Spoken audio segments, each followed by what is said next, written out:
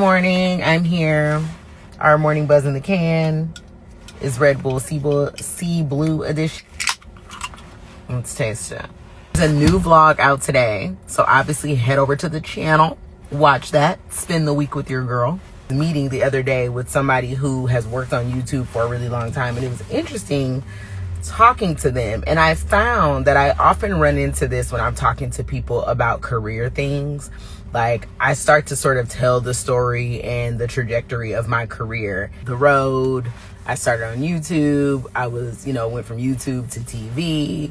I've written some shows, sold some shows, yada, yada. And whenever people are supposed to be helping me, then they're like, oh, you're successful. You don't need help. And I'm like, what? Everybody needs help. Everybody needs like someone to kind of like move them to the next spot. And I do think that it's important to sort of like network with the people around you. I mean, even, Issa has said this before, right? And I think it's something people quote a lot, where she's like, network across, not up. It's just funny that sometimes when I'm trying to talk to people so I can network across, sometimes it's like an automatic shutdown, because they're like, well, you don't need me. And so ultimately, in the story, he was basically like, you are doing things that I'm interested in doing. And so I was like, this is what we should do, right? It's an exchange of like ideas, an exchange of information. And I do think that often I am like, girl, I haven't done that much.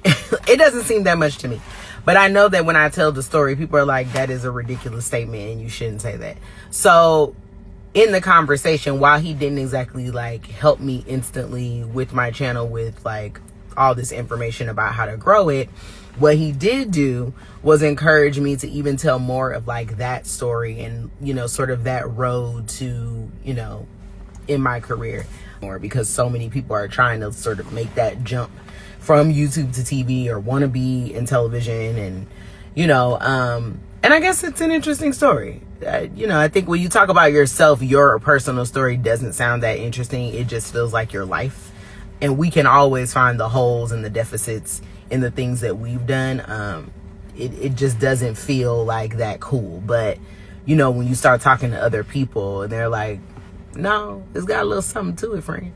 So whatever your story is that you're feeling is not important or not worth telling, you'd be surprised at what people will glean from your story and what will be something that touches them and resonates with them. And so, share your story. So I'm gonna finish Juneberry. You guys are gonna watch today's vlog, and I'm gonna see you later. Bye.